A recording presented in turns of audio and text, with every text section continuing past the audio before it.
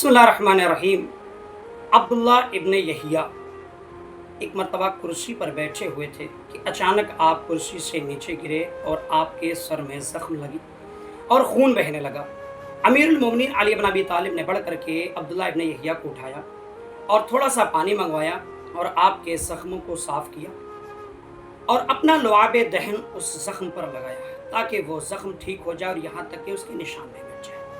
अमीरुल मोमिनीन अली इब्न अबी तालिब ने फरमाया, ए अब्दुल्ला इब्न यहिया, उस खुदा का शुक्र अदा करो जो खुदा हमारे शियों को इस दुनिया में ही जो उनके गुनाह हैं उनसे इस तरीके से पाक कर देगा जिस तरीके से तुम्हारा ये जख्म सही हुआ और ठीक हो गया है, यहाँ तक कि उसके निशान भी मिट गए हैं। खुदा बंदे आलम इस तरीके से हमारे शियों के आमाल को बेहतरीन और खालिस बना देगा।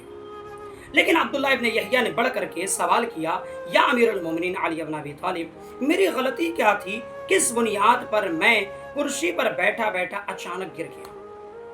अमीरुल मोमिनीन ने फरमाया, आपकी गलती ये है कि जब आप कुर्सी पर बैठे तो आपने बिस्मिल्लाह ना पढ़ी। फरमाया कि पैगंबर इस्लाम सल्लल्लाहु अलैहि वालैहि वसल्लम फरमाते हैं कि जिस काम की इब्तिदा बिस्मिल्लाहिर रहमानिर रहीम से ना की जाए वो काम का अंजाम बेहतर नहीं होता है। लिहाजा हमें चाहिए कि हर काम के शुरू करने से पहले बिस्मिल्लाहिर रहमानिर रहीम पढ़ लिया